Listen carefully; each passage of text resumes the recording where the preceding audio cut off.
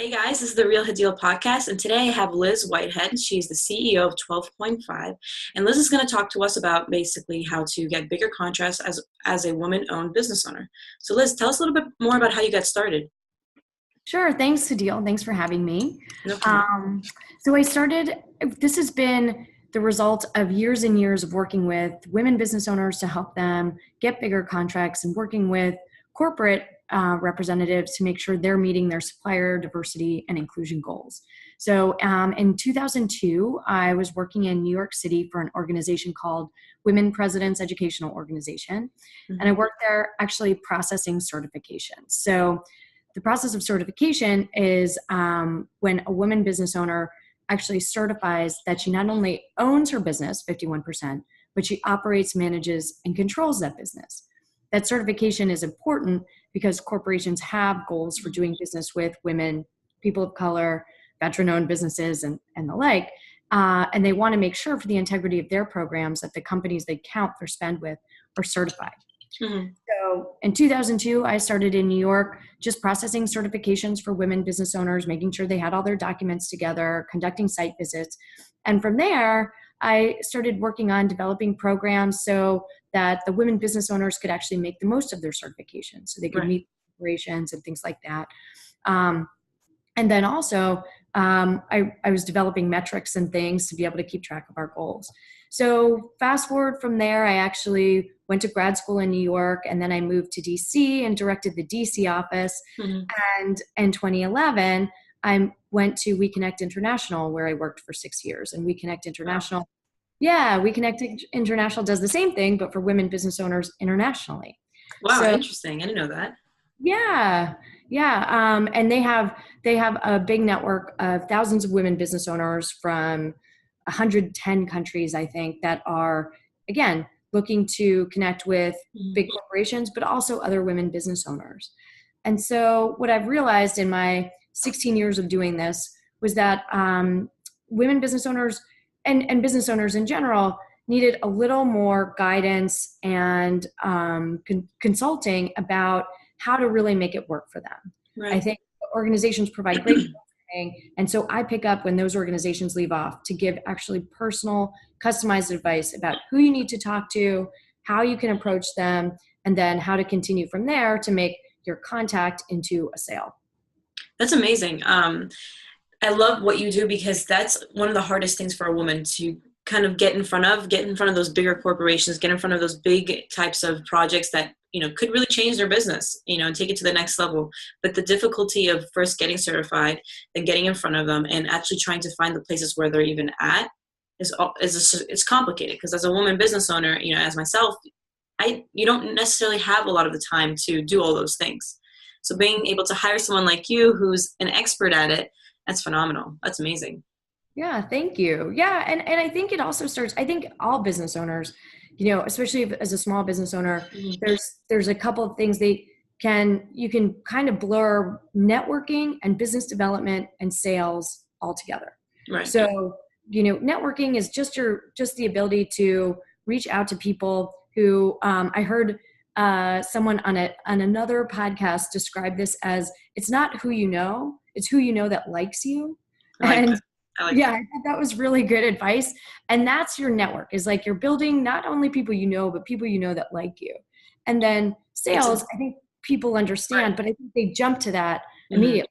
This is a sales conversation. Whereas what I take care of is sort of that middle part. How do you turn that networking conversation into a sales conversation by building that relationship over time? And that's sort of where I fit in and what I help people do.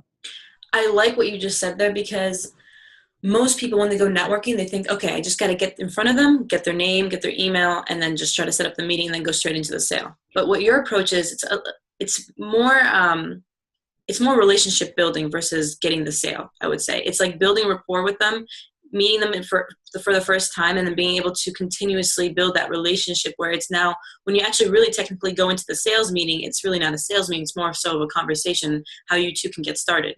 Because they're already familiar with you and they built that, they like you and they trust you in that sense. Exactly. And there, there's all types of software and things like that. You can get a CRM and things that are going to help you, the contact relationship management is what it's called. And that actually helps you keep track. It can help you keep track, but the idea is not to get a bunch of cards and then email until you get that meeting. The idea is to identify from the beginning, who are the people I want to meet? Who are some good targets? And then really targeting them appropriately so that you can, just like you said, build that relationship. And yeah, when the sales conversation isn't a sales conversation, that's the best outcome. It's 100% the best outcome. And I like what you did there because most people don't necessarily understand that. And it's very complicated for them to actually go in and build that relationship, have that human touch. You know what I'm talking about? The women are very good at it, just in general. I mean, to be honest, very good at it. And in this specific case, what you're doing, these are bigger projects. These are more, you're balling bigger, right? You're going for Right. people who are top producing and trying to get them to want to work with you, which you may be a smaller business owner compared to them. Right. Those projects in general, those take time. I mean, just bidding on a government project takes a long time to get and a long time to convince them to kind of get them to want to start working with you. So doing your approach just makes sense because naturally they just want to the bigger companies just want to choose one person, make sure it's the right person, and continuously go to them versus having to always change that company or always change someone else they're working with. They don't want to do that. They don't want to go through that headache. They want to like someone, trust them, and go for them, and that's it. Yeah. Yeah. And the key that you're absolutely right. And I think that's a really important thing for business owners to understand. Mm-hmm. I think it's also important for them to understand what they're bringing to the company as a small business owner. I always say, if you're doing business with the giant unnamed retailer down the street, Mm-hmm. and you have a problem, chances are you're not going to get the CEO of that company on the phone. But if Right. you're working with a company like yours or mine, and Mm-hmm. there's an issue, they're talking to the CEO. So there's a benefit there of Right. being a small business in terms of your flexibility, your availability, and your customer service. So I think, understanding those challenges and then coming at it with the value that you add. I think that's something that women probably struggle with the most. They're great, as you said, they're great networkers. We are great networkers. We're wonderful at building a network. Where women tend to struggle is with selling themselves. Yeah. Yeah. So, and then again, that's sort of where I come in, where it's like, okay, let me do this part for you. I'll brag about it. I like that because you're right. Women have such a hard time doing it. And I think it's because they feel like almost like in a deeper lining. I don't know how to describe, but something deep inside. If you go understanding the psychology behind it, it's almost like they feel like they don't deserve getting what they're trying to get, or maybe even more so, it's like they feel almost shy to ask, or there's always something it's a common trait in women. I mean, it was common in me when I first started getting into business, like in sales. I had such a hard time to ask for the sale, or you just even ask for the money that I'm trying to basically put down as like, it's going to cost $1,500. It's going to cost $2,500. I had such a hard time asking that. It was so, and then my one time my coach was just like, no, he's like, you have the right to ask because for the work you're doing, you're worth that. You're not worth $5 an hour. You're worth more than that. And it just changing your mindset and having someone you're kind of clearing that step, you're taking that stress off their back and kind of just, hey, getting them in front of the people they need without them having to worry too much about selling themselves because you're kind of already selling them for them. Does that make sense? Yeah. Exactly. Well, and to your point about it not being a sales conversation, I think, and I think this is true for a lot of business owners, is to approach these conversations again with what you're offering. If you're charging me $1,500, but you're solving a problem that's worth much more than that to me in my business, then that's a deal. That's a Right. bargain. And I think that's in a lot of ways a struggle that my clients have. Mm-hmm. And also just even getting to that point, getting past the business development point to the sales conversation. Right. If you've had 3 coffees with someone, that person is your friend. Yeah, it's true. It's true. Right. And that's okay. And that's, maybe you're building a longer term relationship, but if you haven't, that's not a sales conversation after that point, you Right. know? So I think that's one of those things, that people have to get to. Like, it's okay if you have the money conversation first, and then that person's like, oh, I'm not going to be ready for that for 6 months. Then you've organized your time and Right. saved time for people that are good prospects. But I think it's a hard thing to learn. It's something I still learn. So, and it's, again, it's much easier to tell someone else how to do it. That's true. That's very true. So kind of guide me through the steps of what you do with your client. So if someone comes to you and says, hey, I'm a woman business owner, I need your help on getting those bigger projects. What kind of steps do you take with them to kind of prepare them to get to those bigger projects and also kind of get them in front of them? Sure.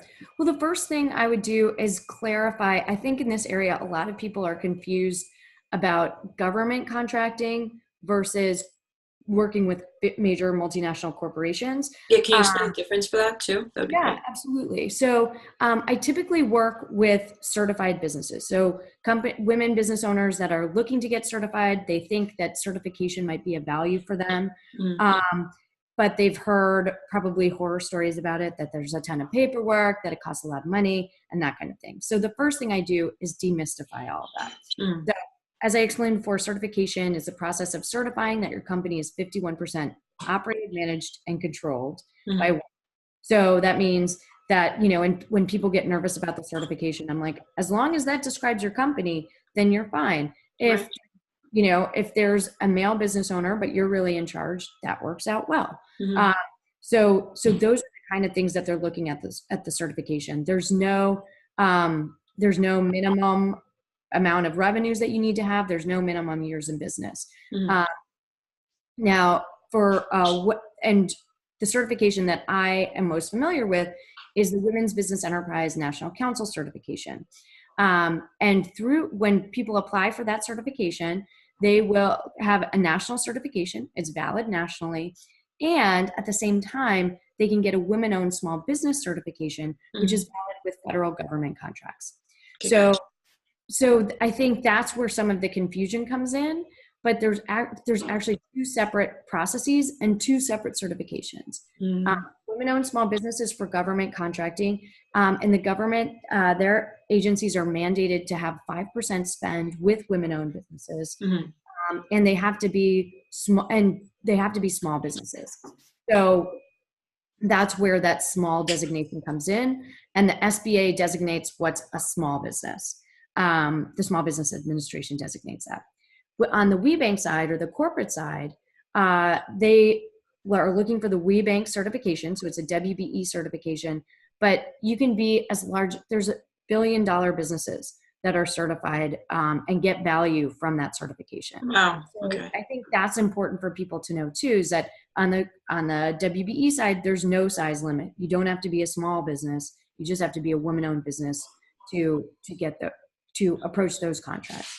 Right. And so that's the first thing I do, is I sort of demystify that and see, okay, are you looking to approach government contracting, or are you looking on the corporate side? And what I generally recommend is that a lot of people in the DC area tend to be government contractors, or they're looking for that kind of thing. And I say it's a good idea to diversify your client base. If you're already doing this business development strategy, you already have your certifications up to date, then it's good to look at the corporate side and see who might be a good target there. Even with people who are in government contracting, a lot of big government primes are also involved with WeBank and the private sector. So Lockheed Martin, Boeing, Wow. Booz Allen, things like that, Northrop Grumman.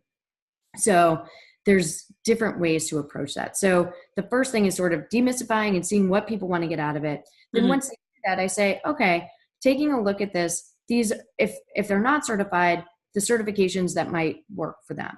Right. So I can help people through the process of certification, and I have people that can help them with 8A certification, the WeBank certification, and which includes the Women-Owned Small Business certification. Once they have their certifications, then we can take a look at, okay, these are the targets that would be good for you. based on what they buy, based on the person there who's in charge of what's called supplier diversity. So this Okay. process of getting diverse suppliers in. And then where are these people going to be? What events are they going to be at where you can start to approach them and meet them? Mm. And what are the ways that you can start to build that relationship? So I build a plan for them, and then we go from there. I like that. I like that a lot. That's I can see it's very thought out and planned, which is helps them kind of guide them the right way to keep moving forward. Just out of curiosity, though, what do you do from a personal point of view, from your end?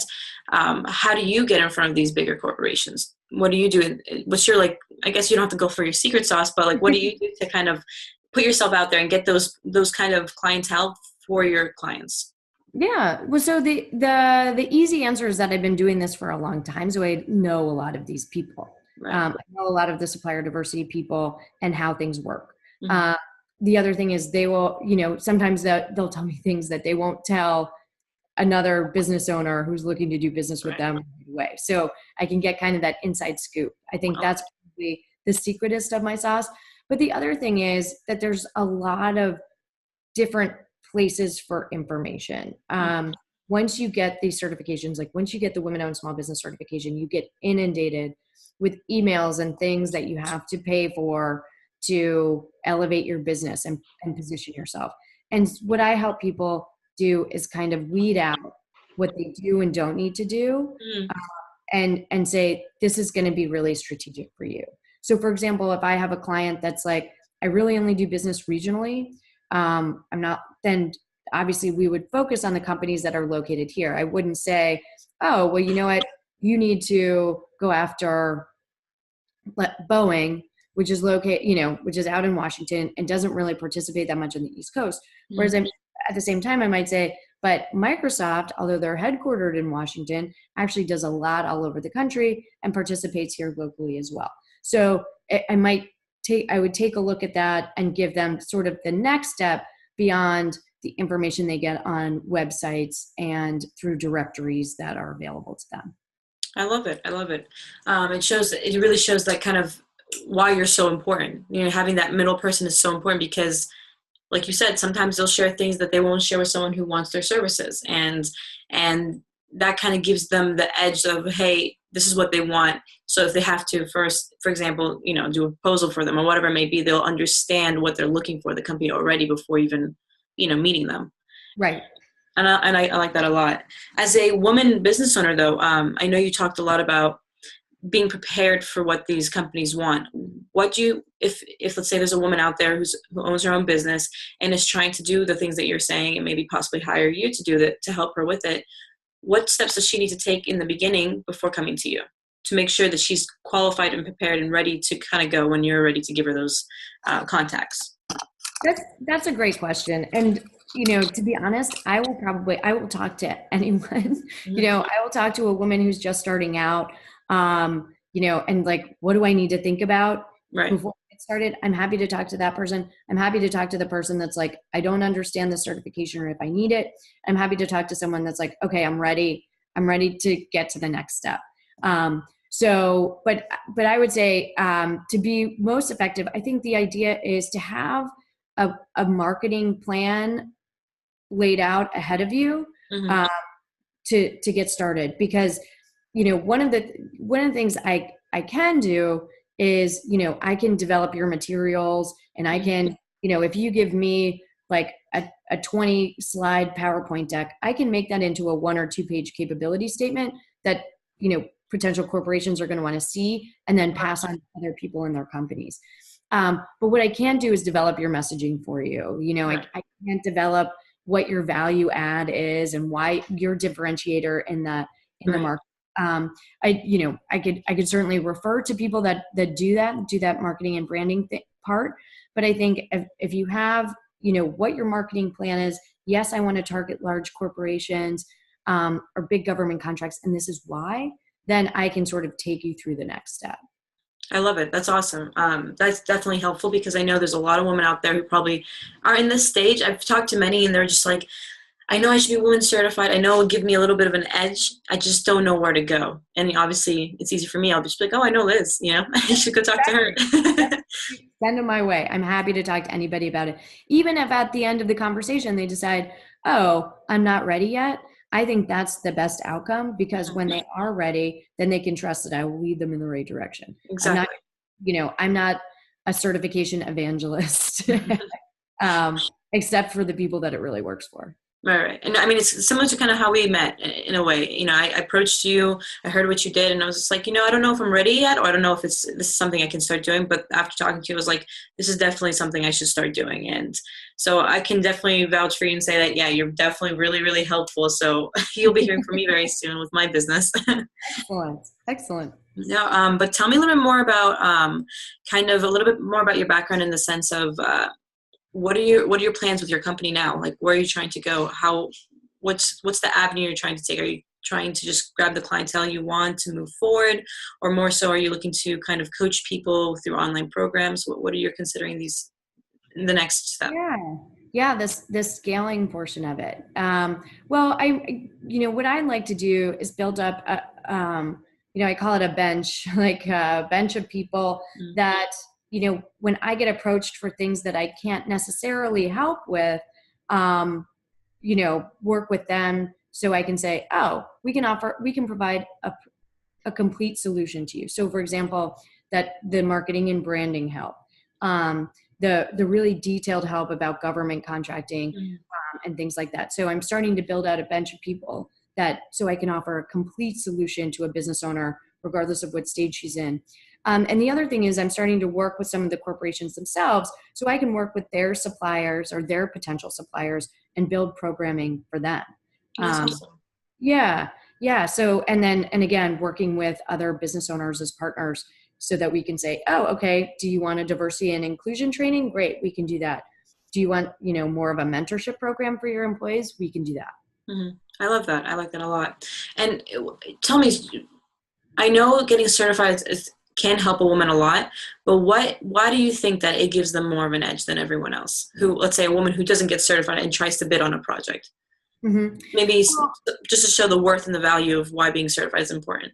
Oh, sure. Well, I would say one, just like you said, if you're bidding on a project, that is going to give you an edge. And I know that there are absolutely times when there's been two companies relatively similar in terms of their capabilities, but the company looked at them and said, can you get, are you women-owned certified? Are you, certified in any way? Then we would like to use that business. So I think it can provide an edge at that bidding process.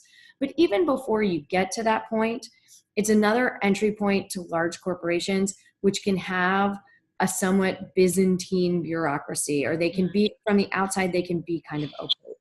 And I think certification allows you access to the representatives that want to meet you and can give you a little more information about how to approach their company. I think one of the key things that I tell my clients to recognize is that the people who are supplier diversity people, yes, it's their job to get women-owned businesses and minority diverse businesses in the door. But you have to provide them as much information as is possible so they can bring you to the right person. Just putting a capability statement in front of someone and saying, can you pass this on to the right person, that may or may not get you the results you need. But if you can say, look, we fall under marketing. We typically fall under marketing. We might fall under IT, but this is the process that you need to follow. Or this is the person you need to meet. That's really helpful. Hold on, I kind of lost you for a sec there. Okay. Can you repeat that last one, right? What did the last part you just said? Sure. That if, with someone who is approaching a supplier diversity person, just handing them their capability statement may or may not get them to the place that they want to go in that company. But if you can approach them with, this is the department I need, this is where I typically fall under, and even this is the person I think I need to talk to, then you want to help that person to help you approach the different corporations. Got it. All right. Thank you for repeating that. I appreciate it. Sorry. Sometimes there's like malfunctions over here and I'm like, wait, what did you just say? Okay, well, awesome. And Liz, tell me, where can I want to ask you a few more questions, maybe like one main question I usually love to ask my interviewees. What are 3 tips you would give to women business owners out there, kind of advice or tips to kind of move forward and get certified, or maybe something that they can use as an edge for them to kind of put themselves out there and be a little bit different than the rest that are approaching these bigger corporations? Sure. I would say the first tip is evaluate your current network. Probably in your existing network, you know people that can help you Mm-hmm. meet someone or get to the next level or help your company. So I think that's important, is to evaluate your current network. And if there's gaps, identify how you can meet people in those gaps. If you need to meet the CFOs of major companies, first, do you know any CFOs of major companies? If not, how can you power map those people so you can get to those CFOs? Where do they hang out? What's the best place to reach them? So I think that's the first thing, is evaluating your current network. And when you say that, is it like, hey, find the best networking that most of these guys go to, or is it like most of them go to embassy events, so I might as well go to the embassy event? Do you know what I'm saying? Yep. I think that becomes not only networking, but also reaching out, joining the organizations that they're a part of. And that leads into certification. A lot, if your targets are major multinational corporations, so Sodexo, AT&T, Microsoft, IBM, Mm-hmm. Marriott, those kind of companies, they have representatives that are hanging out at these not only national events, but regional events. Right. So even before getting certified, you can come to some programs and see, okay, is this a good niche for me? Mm-hmm. And then the third thing I would say is that niche thing, like developing your specific value add. What Mm-hmm. differentiates you from all the other companies that are doing the same thing? And at the end of the day, it's not going to be that you're a woman-owned business. Mm-hmm. That might open some doors for you, but what's going to close the sale is that you have a value add. You can save money, you can save time, you can provide value, you can provide innovation that other companies can't. So I think those are the 3 things. Evaluate your network, build your network by joining organizations, and then 3, identifying that niche. I love it. Thank you so much, Liz. I think that's perfect. I think anybody that's listening to this is probably going to start jotting down notes and starting to move forward and be like, all right, this is what I got to do. Good, I hope so. But I wanted to say thank you for being on this podcast. But my last question is, where can we find you? Do you have a website, maybe social media? Yeah, I have a website. It's 12.5.com, and that's 12 point spelled out, 5 spelled out.com. And then they can find me at L Cullens, ULLENDC on Twitter, and then at 12 PT5 on Twitter. Love it. Love it. Thank you so much, Liz. I will have an infographic or something afterwards, pictures, just kind of showing them where to go and lead them there. And I just want to say thank you for coming on here, telling us all this information about how to get certified as a woman-owned business. And I can't thank you enough, honestly. Thank you. Thank you. This was fun. All right. Talk to you soon.